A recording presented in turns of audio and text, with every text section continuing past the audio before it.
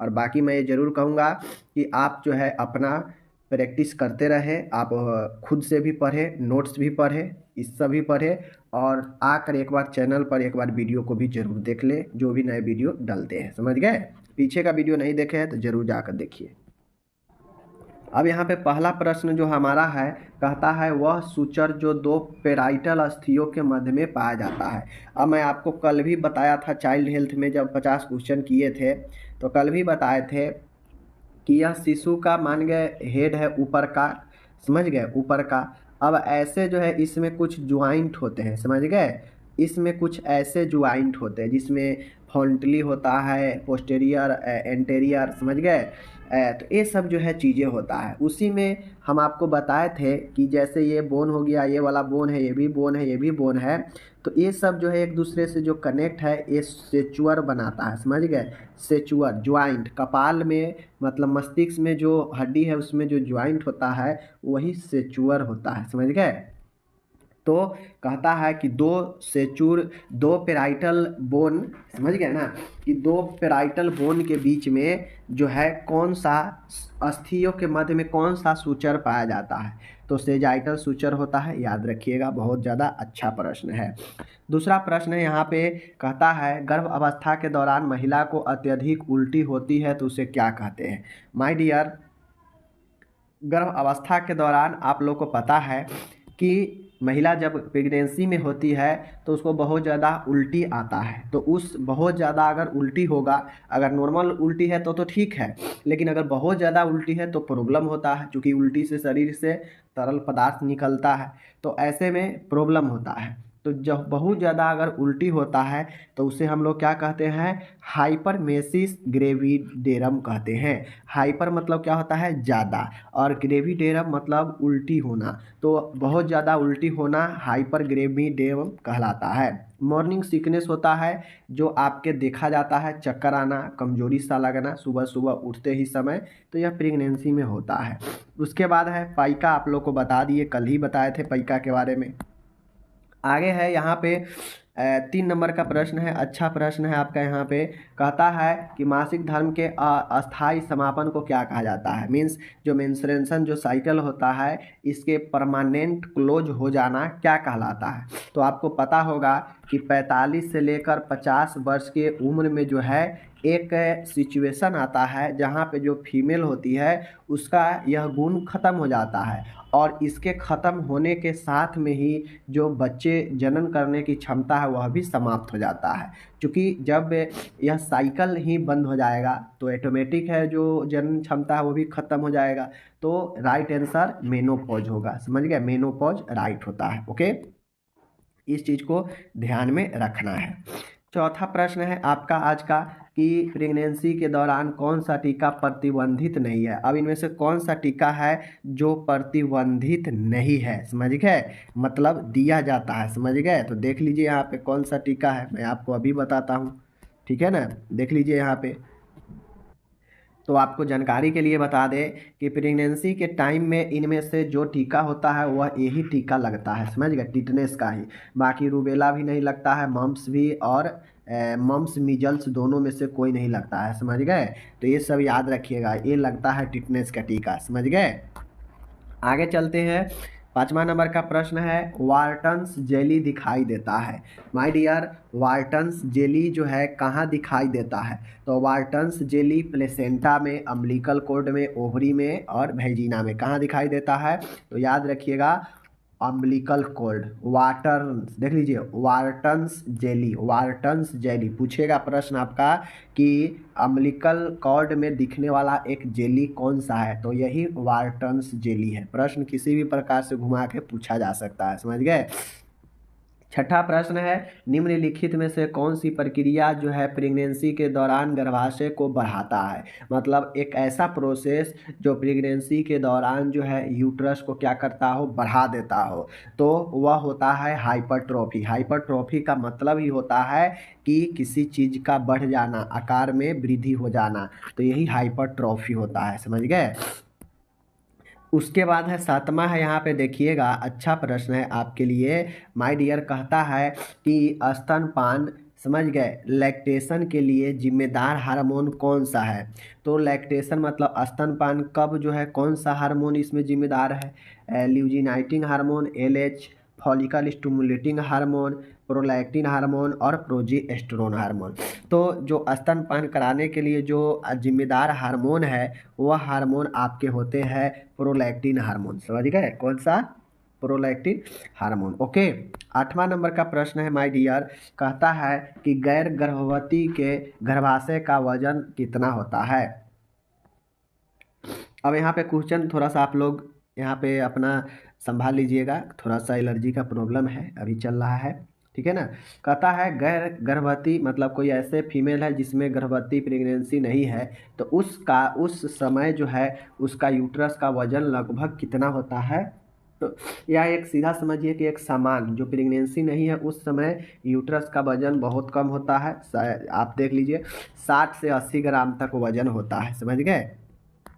यही चीज़ें लगभग 20 गुना बढ़ जाता है जब प्रेगनेंसी हो जाता है। तो समान भ्रूण की हृदय गति कितनी होती है? तो जो एक हार्ट बीट एक नॉर्मल व्यक्ति का होता है उससे कहीं ज़्यादा एक जो है भ्रूण फीटल का होता है। समझ गए? तो जो 120 से 40 है यही राइट आंसर होगा आपका। समझ गए ना? यही राइट आंसर आपका होगा यहाँ पे 120 से 40 बीट पर मिनट। 10वां प्रश्न है, निषेचन का समान स्थल कहाँ है? तो आप लोग को पता होगा कि निषेचन का समान स्थल जो है फैलोपियन ट्यूब के एम्पुला वाले स्थान पर होता है। समझ गए? फैलोपियन ट्यूब के एम्पुला वाले स्थान पर, याद रखिएगा। 11 नंबर का प्रश्न है माय डियर, गर्भ अवस्था के दौरान कुल कैलोरी की आवश्यकता कितनी जो है होती है? तो आपको पता है एक नॉर्मल फीमेल जो है उसको से कहीं ज़्यादा बढ़ जाता है जब प्रेगनेंसी आता है, तो क्योंकि उस समय उसका बच्चा भ्रूण जो पल रहा होता है उसको भी खुराक देना पड़ता है अपने थ्रू, तो इसलिए एक प्रेगनेंसी के दौरान कैलोरी की आवश्यकता बढ़ जाता है और यह बढ़कर 2000 से 2500 किलो कैलोरी हो जाता है। समझ गए? 12 नंबर का माय डियर प्रश्न है, कौन सी संधि सेंकरम, समझ गए संधि मतलब क्या होता है? ज्वाइंट, सेकरम तथा कॉक्सिक्स के मध्य में पाया जाता है। समझ गए?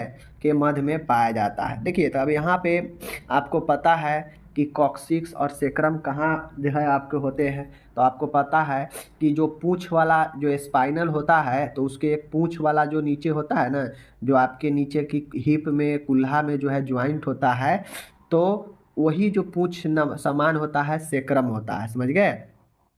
तो कहता है कि सेक्रम और कॉक्सिक्स के बीच में कौन सी ज्वाइंट जो है पाई जाती है?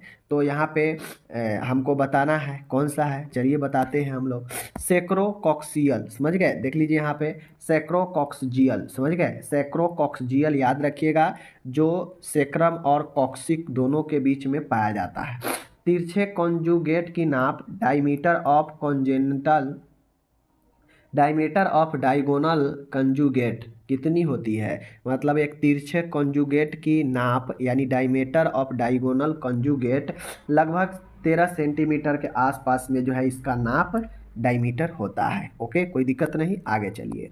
आगे है 14 नंबर का प्रश्न है माय डियर, बहुत अच्छा प्रश्न है, आप लोग पढ़िए। यहाँ पे देखिए कहता है कि वह वर्ष जिसमें चाइल्ड सर्वाइकल और सेफ मदरहुड की शुरुआत हुई, कौन सा वर्ष है जहाँ पे CSSM का शुरुआत हुआ? Child cervical and safe motherhood. Okay, तो यह 1992 में शुरू हुआ। समझ गए? तो ये चीज़ें सबको याद रखिएगा। आगे चलिए। तो डियर यहाँ पे मैंने आपको जो दिया, अब 15 नंबर का जो क्वेश्चन है कहता है कि ओवेरियन फॉलिकल के परिपक्व होने में सहायता करने वाला जो है हार्मोन कौन सा है? अब आपको बताना है कि जो ओवेरियन फॉलिकल होता है, जो ओवेरियन फॉलिकल है उसको मैच्योर करने में कौन सा हार्मोन सहायता करता है? क्योंकि आपको पता है कि अंडा को परिपक्व करने में कौन सा हार्मोन जो है सबसे ज़्यादा सहायता करता है? तो FSH ही होता है, फॉलिकल स्टिमुलेटिंग हार्मोन। यह आपके अंडा जो होता है उसको परिपक्व करने का काम करता है। समझ गए? 16 नंबर का प्रश्न है, कहता है यहाँ पे देख लीजिए आप लोग कि 3 या इससे अधिक बार लगातार एवं स्वतः गर्भपात हो जाए तो इस स्थिति को क्या कहते हैं? कह रहा है कि 3 बार या इससे अधिक अगर लगातार जो है एवर्सन हो जाए, स्वतः ऑटोमेटिक, तो इसे हम लोग इस स्थिति को क्या कहते हैं? तो इसे हम लोग रिकरेंट मिसकैरेज कहते हैं, यानी बार बार गर्भपात होना। समझ गए? तो ये चीज़ें को समझिए।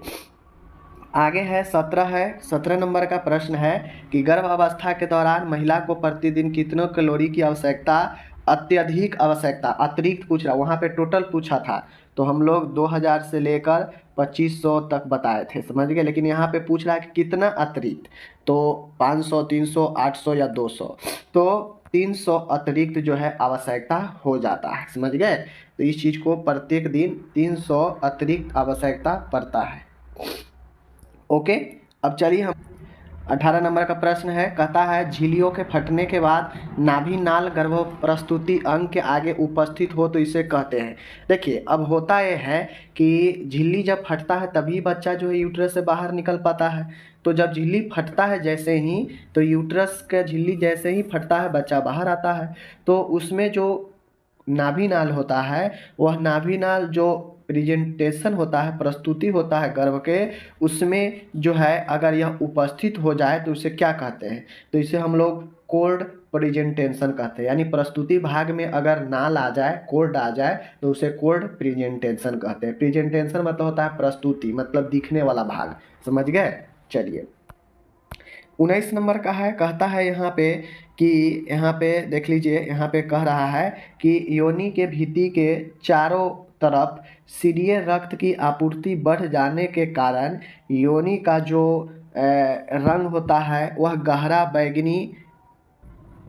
यहाँ पे देखिए, कहता है कि जो भेजिना होता है योनि, उसके भित्ति जो दीवार होता है उसके चारों तरफ से जो सीधे रक्त की आपूर्ति बढ़ जाने के कारण जो योनि का काला रंग गहरा रंग में बदल जाता है, उसको क्या कहते हैं? देखिए, अब नॉर्मल जो भेजिना होता है, आप लोग सब लोग जो है अगर फिगर में कहीं भी देखे हैं तो आप लोग को पता होगा कि कैसे होता है। समझ गए? लेकिन जब ये प्रेगनेंसी होता है तो होता यह है कि उस टाइम जो उसमें रक्त का जो संचार होता है बढ़ जाता है। समझ गए? और बढ़ने के कारण जो योनि का काला का रंग है, समझ गए, योनि कला जो है उसका रंग गहरा बैंगनी और रक्त संचयी हो जाता है, मतलब रक्त जमा होने से जो है वह अपना रंग हल्का बदल लेता है, बैंगनी कलर में हो जाता है। तो इसी चीज़ के होने को यह एक साइन को दर्शाता है। समझ गए? वह साइन होता है चैडविक साइन। समझ गए? अब यहाँ पे कहता है कि श्रोणि में कितने जोड़ होते हैं? जोड़ मतलब क्या होता है? ज्वाइंट। श्रोणि में कितने जोड़ होते हैं? समझ गए? तो इस जोड़ को जो है बताना है कितने होते हैं। तो यह 3 होते हैं, 4 होते हैं, 2 होते हैं या 5 होते हैं। तो माय डियर, यह जो है श्रोणि पेल्विक में जो ज्वाइंट होता है वह 4 होता है। इसको आपको ध्यान में रखना है। ओके, आगे चलिए। तो आपको पता होना चाहिए, पेल्विक में अगर बोन की संख्या पूछेगा तब तो 3 होता। समझ गए? लेकिन अगर यह ज्वाइंट पूछे तो 4 होगा। समझ गए? याद रखिएगा। आगे है 21 नंबर का वीडियो है, 21 नंबर का क्वेश्चन है कि ऑसिपिटल एवं पेराइटल अस्थियों के बीच में बनी जो सीवन होता है उसे क्या कहते हैं? ऑसिपिटल और पेराइटल के बीच में जो सेचुअर बनता है उसे हम लोग क्या कहते हैं? लेम्बॉयड स्यूचर कहते हैं। समझ गए? लेम्बॉयड स्यूचर कहते हैं। इसको याद रखिएगा, इंपॉर्टेंट है। माथा वाला में से वो जो है आपको सेचुअर हो या बोन हो पूछेगा ही पूछेगा बच्चे के लिए। समझ गए? आगे है निकास द्वार का अनुप्रस्थ व्यास श्रोणि transverse diameter of pelvic outlet होता है, तो यह 13 सेंटीमीटर होता है। समझ गए? जब निकास द्वार आउटलेट, जब डायमीटर पेल्विक का जो होता है, निकासी द्वार होता है, उसका व्यास जो है 13 सेंटीमीटर होता है। समझ गए? मतलब कहने का मतलब ये है कि जो पेल्विस में सारा चीज़ें होता है, तो उस पेल्विस का जो आपका निकास द्वार होता है कितना होता है? इसका व्यास 13 सेंटीमीटर, इसका याद रखिएगा। ओके, 23 नंबर है, कहता है कि कौन सी श्रोणि, मतलब कौन सी पेल्विस जो है पुरुष श्रोणि के समान होती है? तो पुरुष में एंड्रोइड पेल्विस पाया जाता है। समझ गए? और यह पुरुष के समान भी होता है। सबसे अच्छा बच्चे के जन्म देने के लिए जो पेल्विस होता है वह गाइनिकॉइड पेल्विस होता है। ये भी याद रखिएगा। पेल्विस कुल 4 प्रकार के याद रखिएगा। ओके, चौथा है, कहता है टेस्टिस यानी वृषणों से कौन सा हार्मोन उत्पन्न होता है? तो जो अंडकोश होता है, वृषण यहाँ पे बनता है। समझ गए? स्क्रोटम में। तो इसमें जो कौन सा हार्मोन वो जो है रिलीज होता है, तो यहाँ से जो है टेस्टोस्टेरोन हार्मोन रिलीज होता है। बाकी रही तो ये दोनों हार्मोन जो है फीमेल हार्मोन है, समझ गए। और यह भी एक जो है हार्मोन ही है, ऑक्सीटोसिन। ओके, उसके बाद है 25 नंबर का है गोनेरिया का कीटाणु क्या है। पहले भी पढ़ा है कि गोनेरिया जो है नाइसेरियाई गोनेराई के कारण होता है। एस टेरेपनोमा पेलिडम के कारण सिफिलिस होता है, पता होनी चाहिए, समझ गए। कैंडिडा अल्बिकेंस के कारण ओरल थ्रस होता है, मुख पाक जिसको कहते हैं बच्चे में, समझ गए। HIV एड्स होता है HIV के कारण। ओके, 26 नंबर है, कहता है निषेचित अंडे का गर्भाशय गुहा के बाहर रोपित होने को क्या कहते हैं। देखिए, निषेचित अंडे मतलब जो फर्टिलाइज ओवम होता है उसको अगर यूट्रस के बाहर अगर वह आरोपित होता है तो उसे क्या कहते हैं। तो देखिए, अगर जो फर्टिलाइज हो जाता है, फर्टिलाइजेशन कहाँ होता है, निषेचन की क्रिया फैलोपियन ट्यूब में। और फैलोपियन ट्यूब में निषेचन होने के बाद जो फर्टिलाइजेशन के बाद जो प्रोडक्ट होता है वह कहाँ जाके आरोपित होना चाहिए, यूट्रस में। जो कि यूट्रस में नहीं होता है और वह यूट्रस से बाहर अगर कहीं आरोपित हो जाता है, आरोपित होने का मतलब कि उस प्रोडक्ट का विकास होने लगता है, तो विकास कहाँ होना चाहिए, यूट्रस में। तो यूट्रस में नॉर्मल होना चाहिए लेकिन नहीं हो पाता है, वह यूट्रस के बाहर आरोपित हो जाता है, विकास होने लगता है, तो उसे एक्टोपिक प्रेगनेंसी कहते हैं, समझ गए। याद रखिएगा। 27 नंबर कहता है कि उल्प द्रव मतलब समझ रहे ना, एमनियोटिक फ्लूइड। एमनियोटिक फ्लूइड का उदर के पार चूषण करना क्या कहलाता है, एमनियोसेंटेसिस कहलाता है। अगर एमनियोटिक फ्लूइड को निकालना हो और वह एब्डोमिनल के जरिए जो है उसे चूषण किया जाए, एब्डोमिनल देख लीजिए, trans abdominal aspiration of amniotic fluid. Amniotic fluid को उदर के पार करके चूषण करता है, निकालता है एमनियोटिक फ्लूइड को, तो उसे एमनियोसेंटेसिस कहते हैं, समझ गए। पैरासेंटेसिस किसे कहते हैं, जब पेट में पानी सॉरी ये नहीं, पैरासेंटेसिस ये नहीं होगा, समझ गए। एवर्सन मतलब गर्भपात होता है, पता है, तो ये सब चीज़ें याद रखिएगा। ओके, अब यहाँ पे देख लीजिए, यहाँ पे आप लोग देख लीजिए, कहता है प्रसव शुरू करने के लिए कौन सी दवा दी जाती है। तो माय डियर, आपको पता होना चाहिए कि प्रसव के लिए अगर किसी महिला को अगर प्रसव में देरी होता है तो उसके लिए जो दवाई दिया जाता है महिला को, वो दवाई कौन सा होता है, वह ऑक्सीटोसिन हार्मोन जो होता है, यह दवाई दिया जाता है इंजेक्शन, जो यूट्रस को क्या करता है, बहुत ज़्यादा कंट्रैक्ट करता है, संकुचन करता है, जिसके फलस्वरूप जो है बच्चा बाहर की तरफ धकेला जाता है, समझ गए। तो यह शुरू करता है ऑक्सीटोसिन। 29 है, कहता है विनोव्यूलर ट्विंस का विकास होता है। विनोव्यूलर ट्विंस का विकास कहाँ होता है। अब यहाँ पे देखिए कह रहा है, यहाँ पे कह क्या रहा है मैं आपको अभी बता देता हूँ, देख लीजिए कह क्या रहा है। यहाँ पे एक चीज़ें को सोच लीजिए, कह रहा है कि विनोव्यूलर ट्विंस का विकास कहाँ होता है, विनोव्यूलर ट्विंस, समझ गए। तो आपको बताना है कहाँ होता है, सिर्फ याद रखिए आंसर। तो जो विनोव्यूलर ट्विंस होता है, इसका 2 डिम्ब और 2 शुक्राणु होता है, तब जाके इसका विकास जो है होता है, समझ गए। तो विनोव्यूलर ट्विंस का विकास होता है 2 डिम्ब और 2 शुक्राणु, समझ गए। तो इस चीज़ को याद रखिएगा, तभी जाके यह 2 चीज़ें बनता है। सिफिलिस के लिए कौन सा कीटाणु है, तो ये सब सेक्सुअल ट्रांसमिटेड है, पता है, ट्रेपेनोमा पेलिडम, विब्रियो कोलेरा, समझ गए। ई कोली, माइकोबैक्टीरियम, ट्यूबरकुलोसिस, टीबी के लिए होता है, समझ गए ना। तो ये सब पूछा जाने वाला प्रश्न है।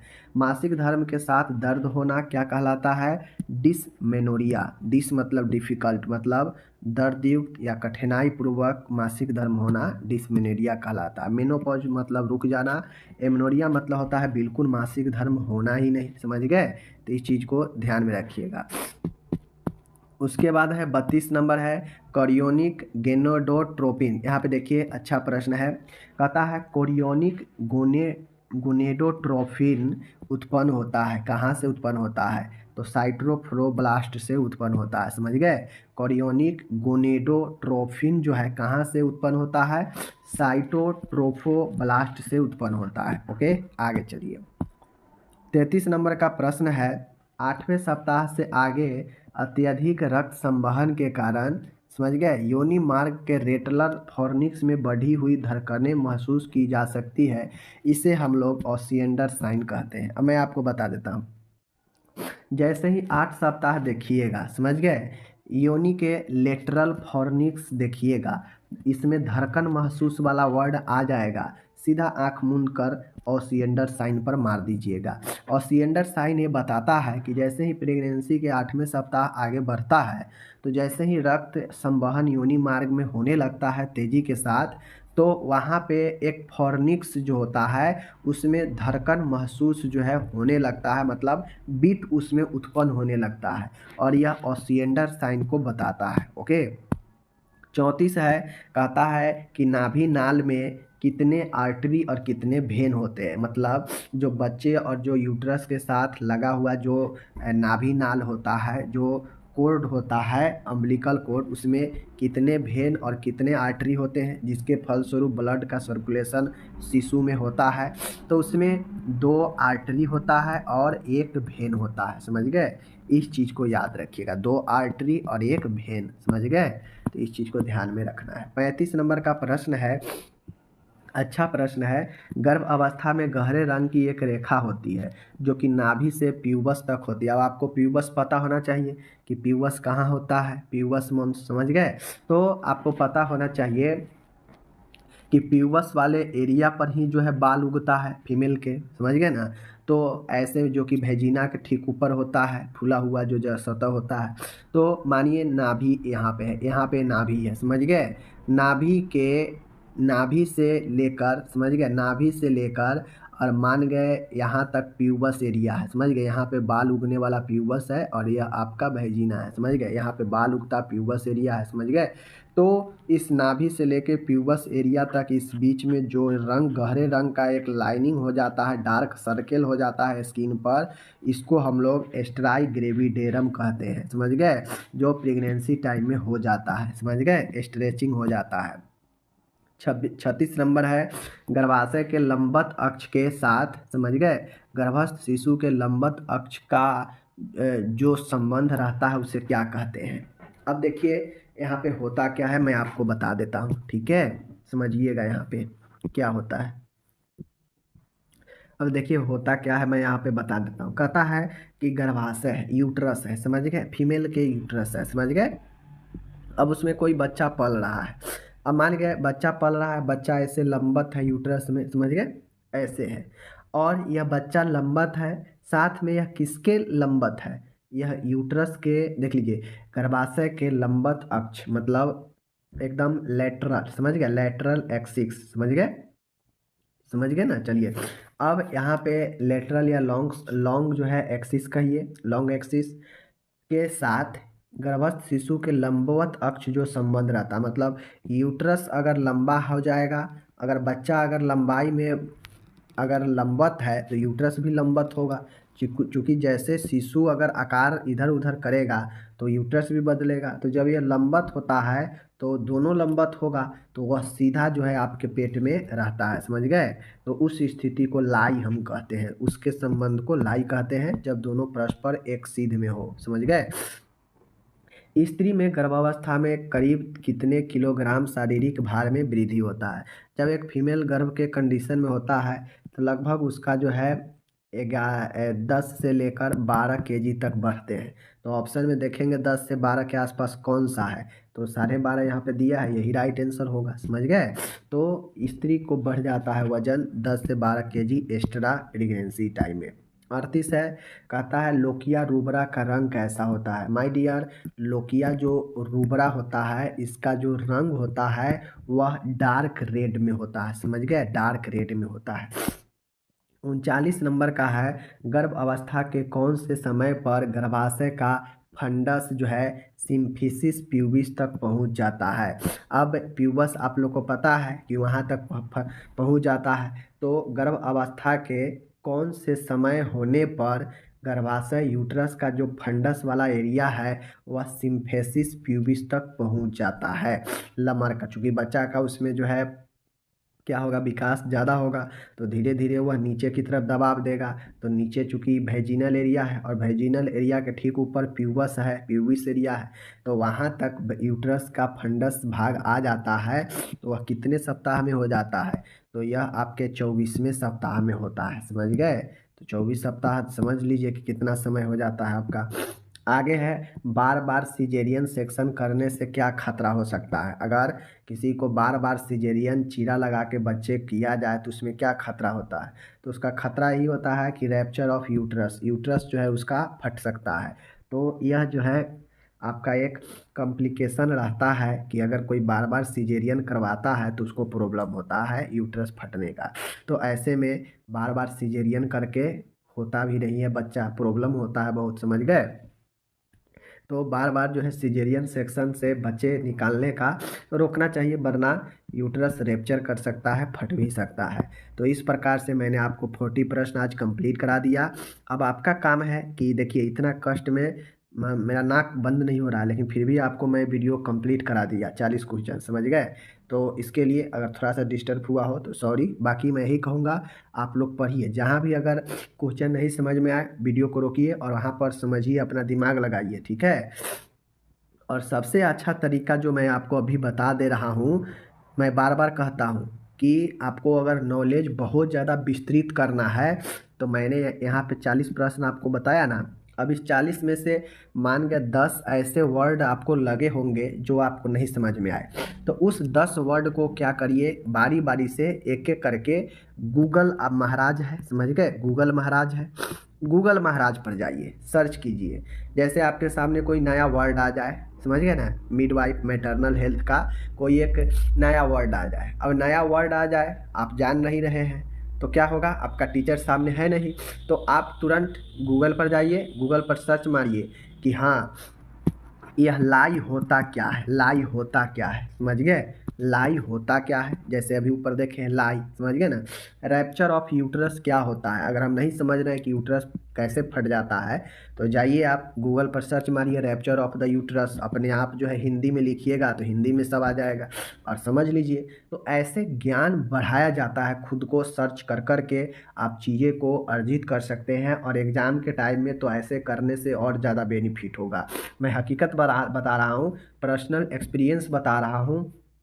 आप कितना भी बुक पढ़ लीजिए, कुछ भी पढ़ लीजिए, लेकिन आप जहाँ भी फंसिए एक बार मोबाइल सामने रखिए और सर्च मारिए कि जो भी चीज़ में दिक्कत हो उसको सर्च मारिए और लिखिए कि ये चीज़ें क्या होता है, ऐसे लिखिए, हिंदी में आ जाएगा और उसको आप समझ लीजिए एक बार। जो जो चीज़ें आपको कन्फ्यूजन लगे ऐसे ही करके और ज़्यादा से ज़्यादा ज्ञान अर्जित कर सकते हैं, और एग्ज़ाम में ज़्यादा से ज़्यादा चीज़ें के बारे में जान कर जाइएगा तो आपको ही फायदा होगा। ये मैं पर्सनल एक्सपीरियंस बता रहा हूँ, ऐसे आपका कोई बताएगा नहीं। समझ गए, और ऐसे करके आप देखिए कितना नॉलेज आपका बढ़ जाता है। समझ गए, तब तक अपना ख्याल रखिएगा